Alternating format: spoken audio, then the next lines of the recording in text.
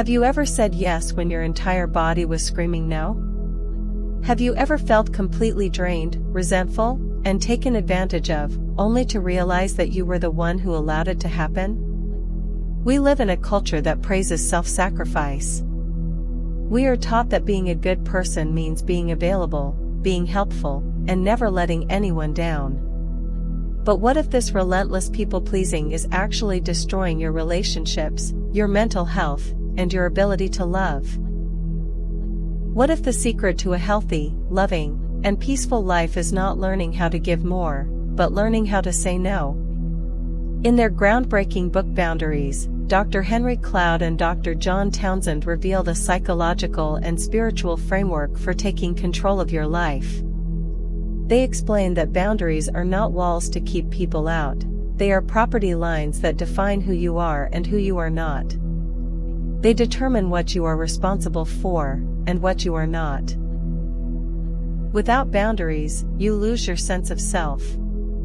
You become a victim of other people's demands, moods, and problems. But with healthy boundaries, you gain the freedom to love deeply, work effectively, and live peacefully. Today, we are going to break down this essential guide. We will explore the 10 laws of boundaries, uncover why you feel guilty for saying no, and give you the exact blueprint to set limits that will transform your life. To understand boundaries, we must first understand what they actually are. Imagine your life as a house with a yard. The property line is the boundary. It defines where your yard begins and your neighbor's yard ends. You are responsible for everything inside your property line. You are responsible for mowing your lawn, fixing your roof, and keeping your house clean. You are not responsible for your neighbor's lawn, their roof, or their house. If a tree from their yard falls into your yard, you can ask them to remove it, but you cannot go over to their house and start mowing their lawn for them. In human terms, your property includes your feelings, your attitudes, your behaviors, your choices, your limits, your thoughts, your desires, your values, and your talents. You own these things.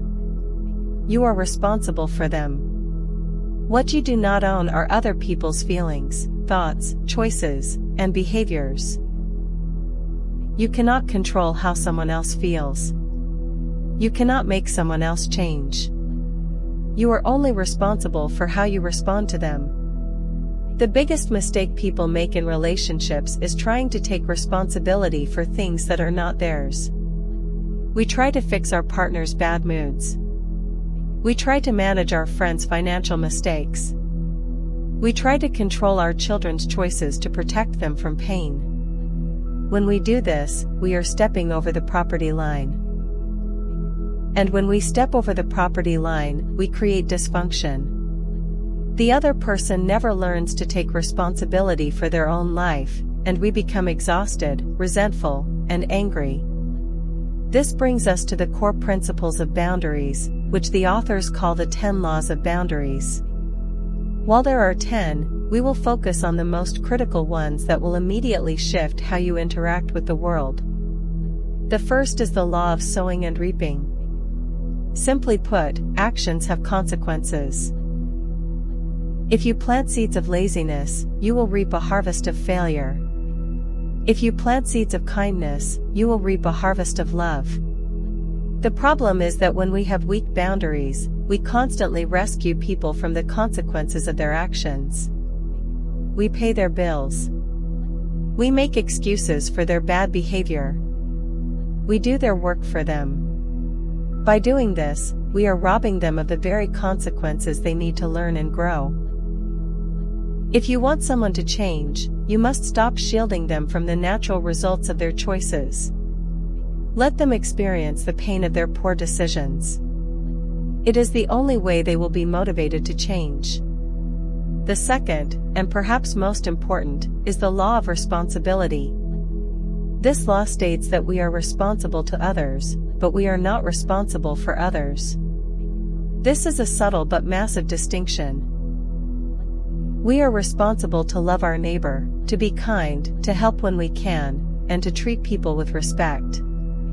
But we are not responsible for their happiness, their choices, or their emotional well-being. You can support a friend who is going through a divorce, but you are not responsible for fixing their marriage or making them happy.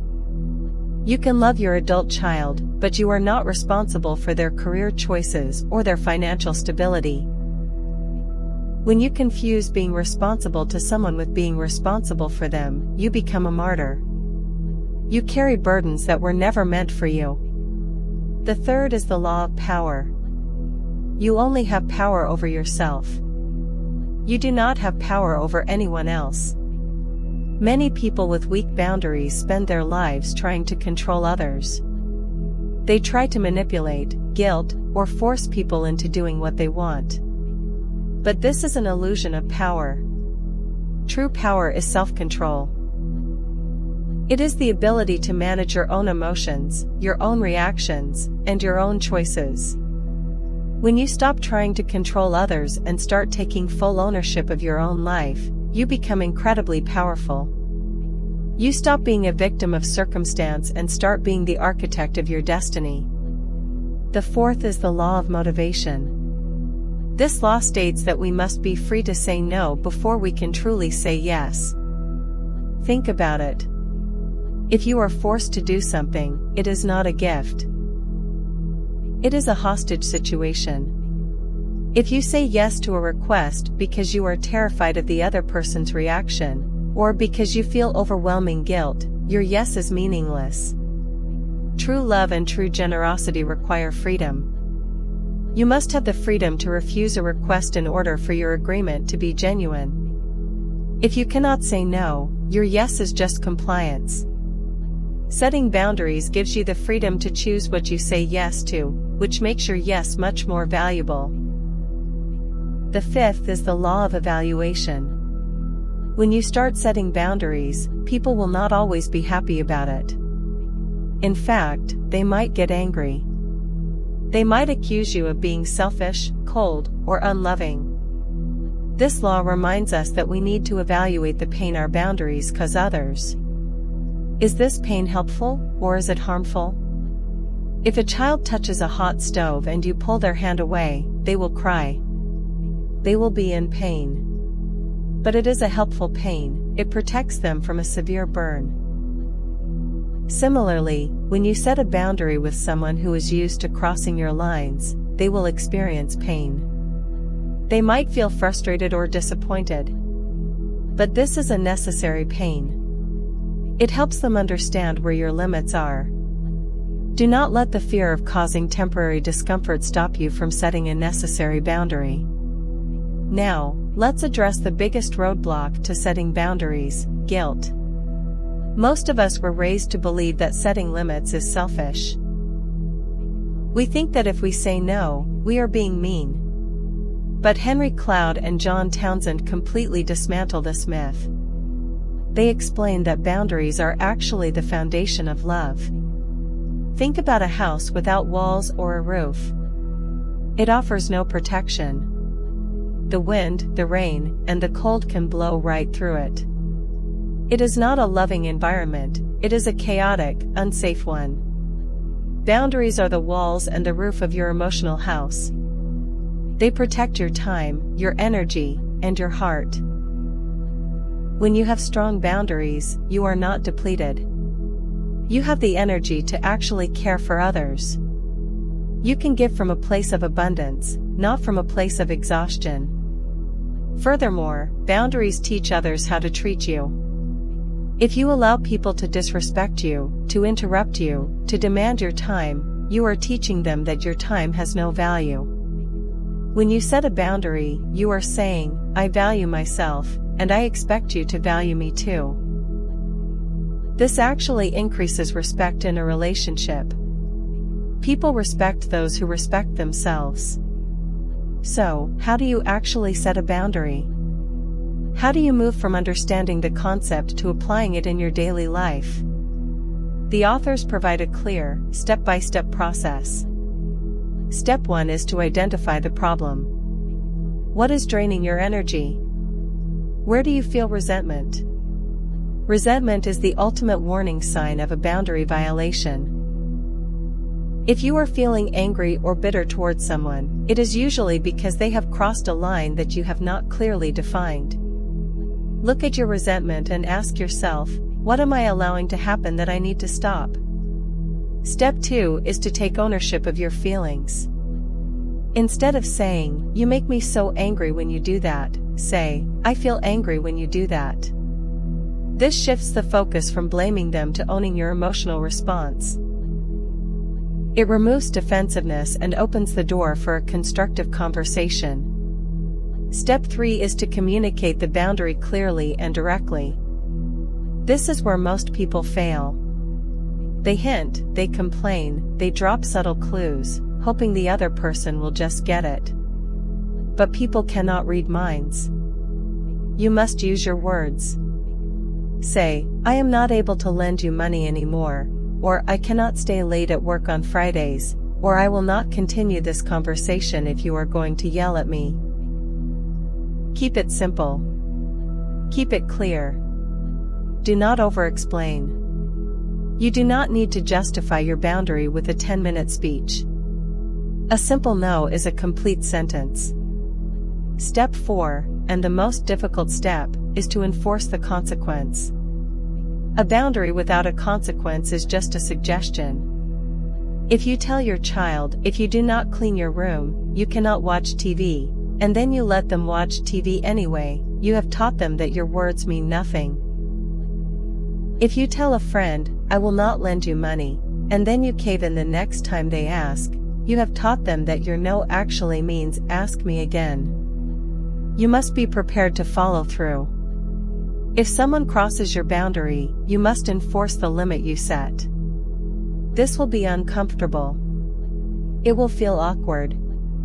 But it is the only way to establish a new dynamic. Finally, we must talk about dealing with boundary violators. Not everyone will respect your new limits. Some people, especially those who have benefited from your lack of boundaries for a long time, will push back.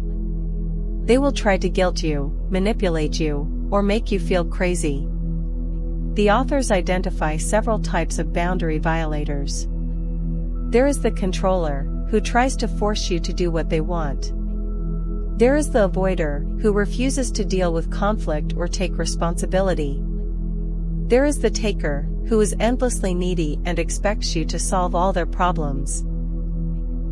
And there is the manipulator, who uses guilt and emotional blackmail to get their way. When you encounter these people, you must hold the line. Do not engage in their drama. Do not jade, justify, argue, defend, or explain. Simply restate your boundary and enforce the consequence. If they continue to violate your limits, you may need to limit your exposure to them. You cannot force someone to respect you, but you can choose not to give them access to you. Protecting your peace is not an act of aggression, it is an act of self-preservation. As we conclude this deep exploration of boundaries, remember that setting limits is a journey, not a destination. You will make mistakes. You will cave in when you shouldn't. You will feel guilty when you shouldn't. That is normal. Forgive yourself and try again. The ultimate goal of boundaries is not isolation, it is connection. It is about creating a life where you are fully present, fully engaged, and fully free. When you stop carrying the weight of the world on your shoulders, you have the energy to actually enjoy your life. When you stop trying to control others, you can finally appreciate them for who they are.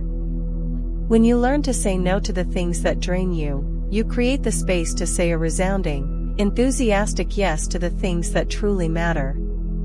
You are not responsible for everyone else's happiness. You are responsible for your own. Draw your property lines. Protect your yard. And watch as your relationships, your career, and your inner peace begin to flourish in ways you never thought possible. Thank you for joining this journey. If this resonated with you, share it with someone who needs to hear it.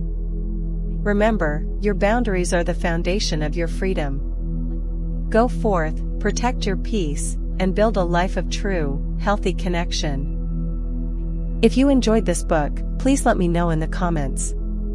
I'd also love to hear what book you'd like me to summarize next or what type of books you're interested in. Your suggestions help shape this channel, and I'll do my best to bring you the content you want. Thank you for subscribing to Raw Books. Your support means a lot.